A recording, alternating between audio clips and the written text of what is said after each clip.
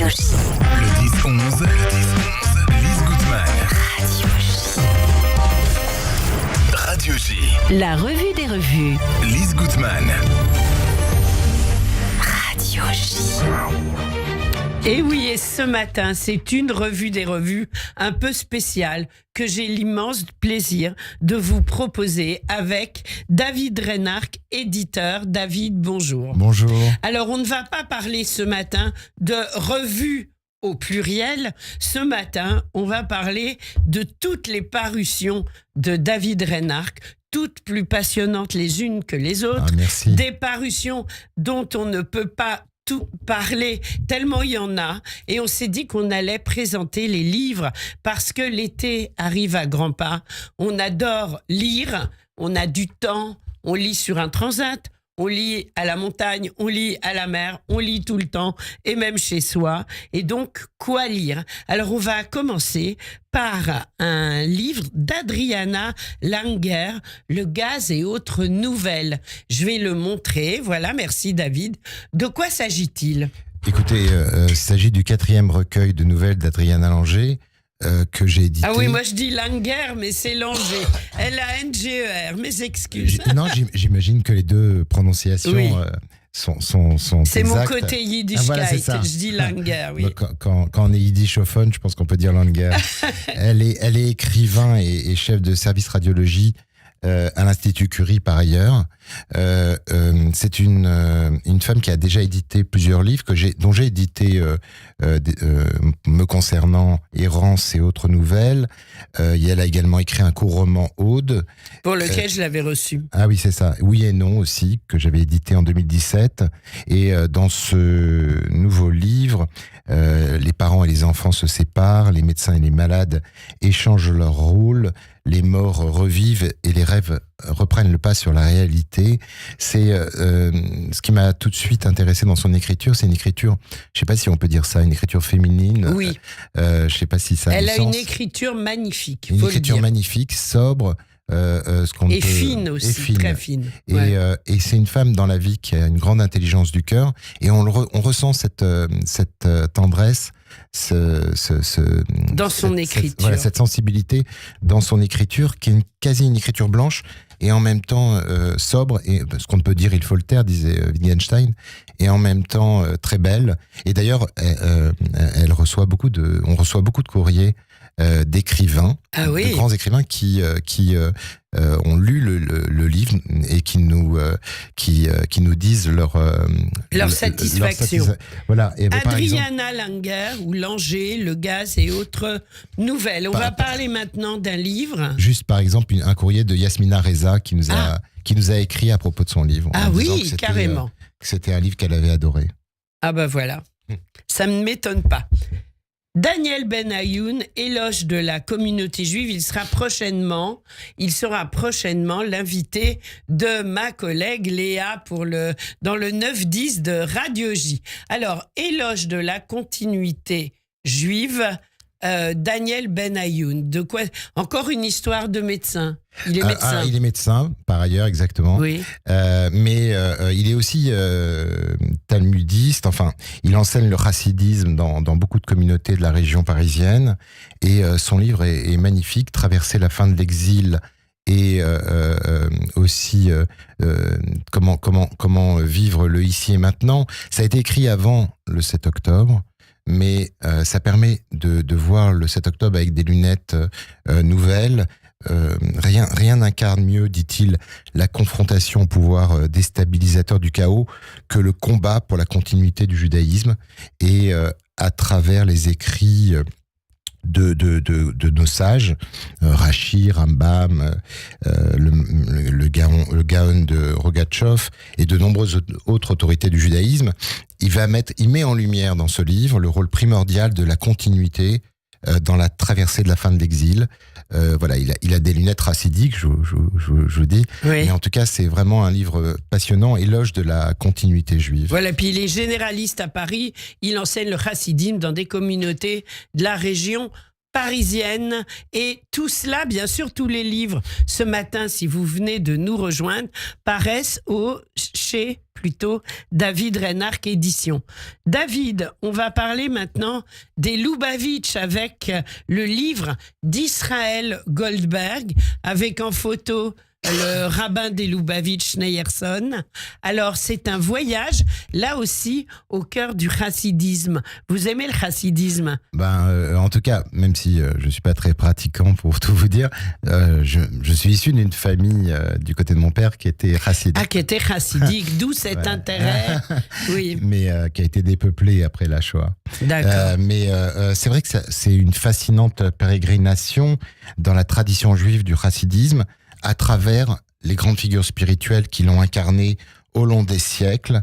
Et vraiment, on suit toutes les générations qui ont précédé celle du Rabbi de Lubavitch, le maître, donc à partir du Baal Shem Tov, celui qu'on appelait le maître du bon nom, et les 7 rebbés de Lubavitch, la cité d'Amour, dont le dernier, donc comme vous l'avez dit, est le Rabbi Menachem Mendel Schneerson. Et leurs histoires, vraiment, dans ce livre, se lisent, si vous voulez, comme un conte labyrinthique où résonnent si vous voulez, des connaissances sacrées. Il y a quelque chose qui est de l'ordre de Isaac Bashevis Singer. Alors justement, si vous permettez, je voulais juste lire les 2 dernières lignes de la 4e de couve. Par-dessus l'épaule du conteur paraît dans l'obscurité la silhouette lumineuse d'un autre conteur, Yitzhak Isaac Bashevis Singer. Magnifique. Exactement. On sent tout un univers. Par ailleurs, qui a disparu après, avec la disparition de la Yiddishkeit. Mais voilà, c'est perdure quand même. Cette vie du chassidisme qu'on retrouve dans certaines grandes villes.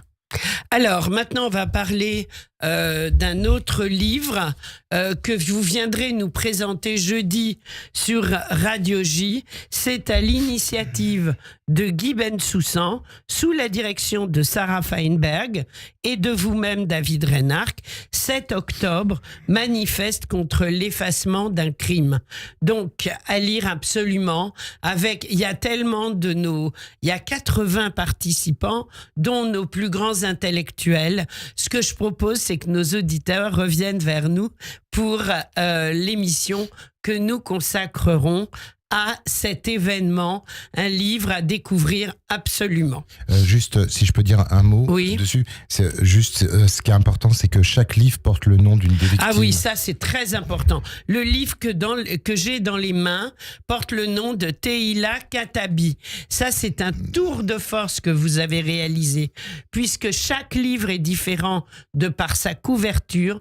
Sur chaque couverture, il y a le nom différent d'un otage. J'ai toujours pas compris comment vous avez fait ça, mais c'est vraiment extraordinaire. Et sur le rabat du livre, il y a une notice biographique.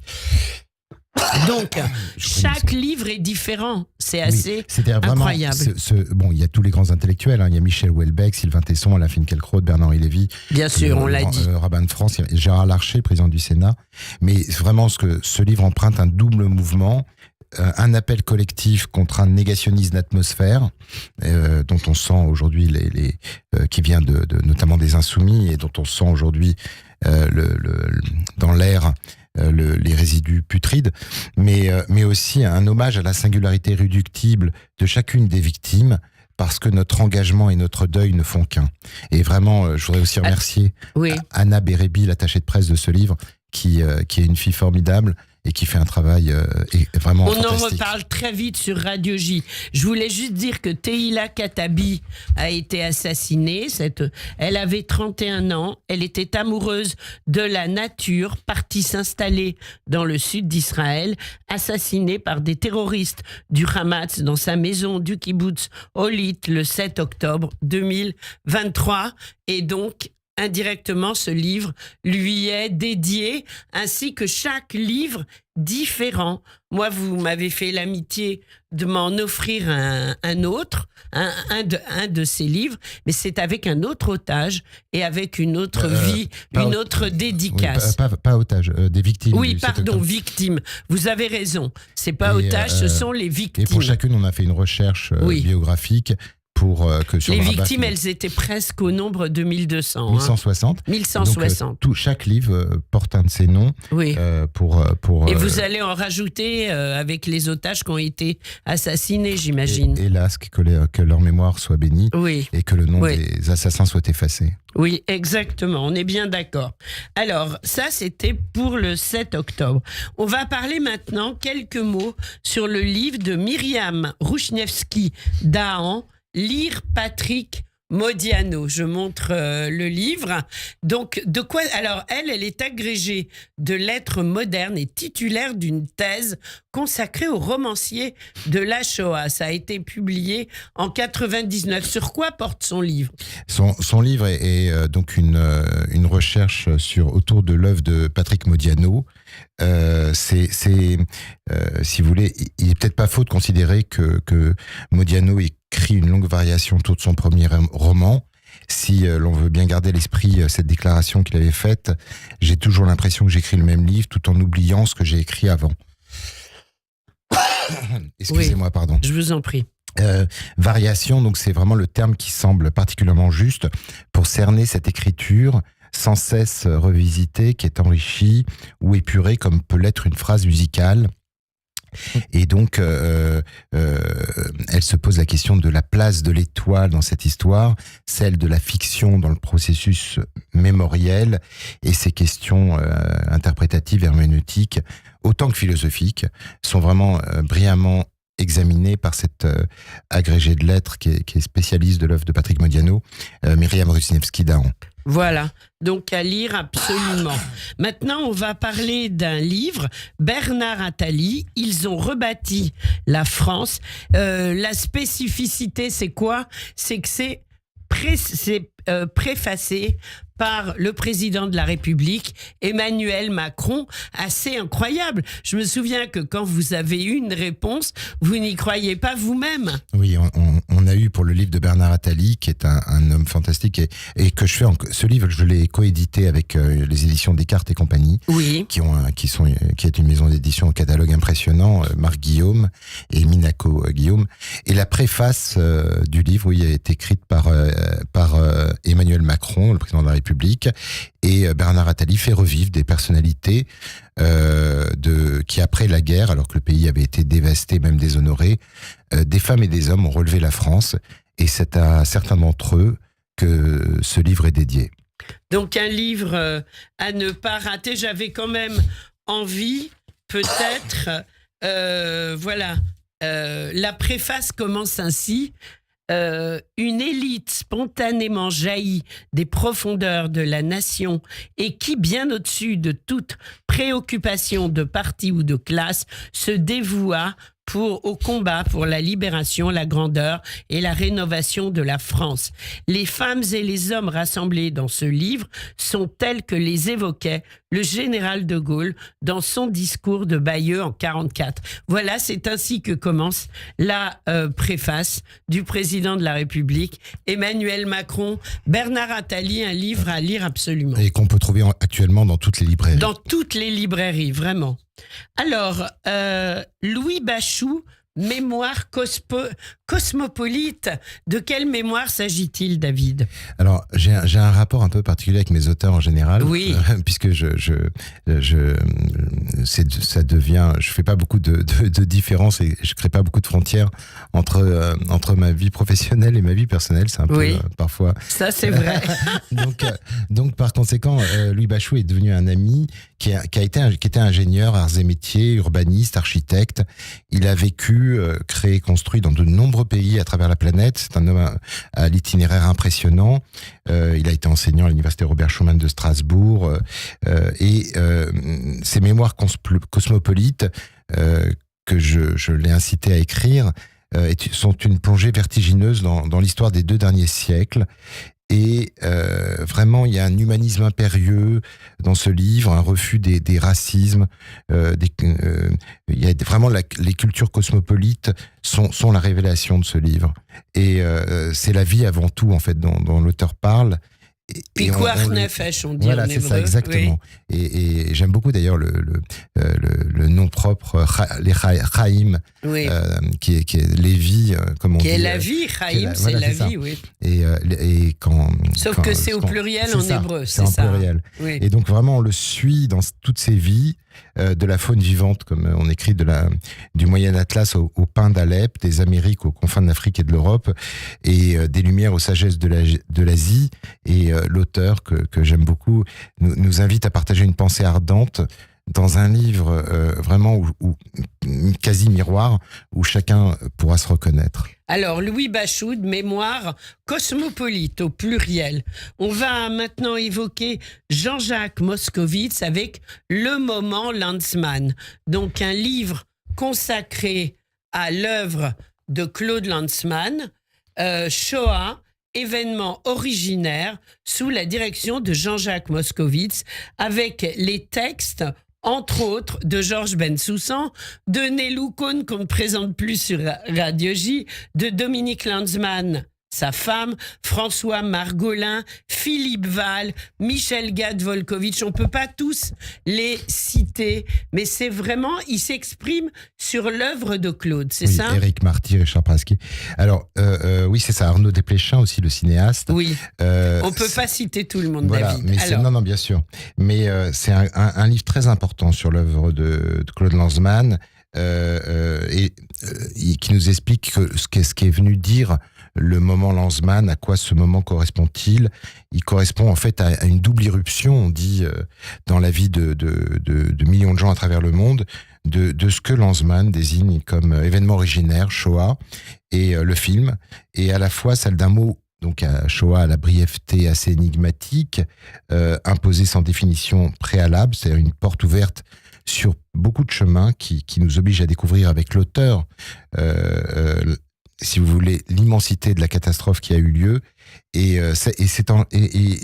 ça souligne aussi que Shoah est un chef-d'œuvre littéraire en même temps que cinématographique. Oui, c'est vrai. Voilà. Et surtout, je voudrais dire que le moment Lanzmann, ce livre, inaugure une collection que nous lançons à la rentrée avec Dominique Lanzmann, la veuve de Claude Lanzmann, et Jean-Jacques Moscovitz, qui traitera de sujets connexes à l'œuvre de Claude Lanzmann, tels que les crimes contre l'humanité, la montée de la haine contre les Juifs, etc. Bon, on sera ravis de les recevoir pour lancer la collection.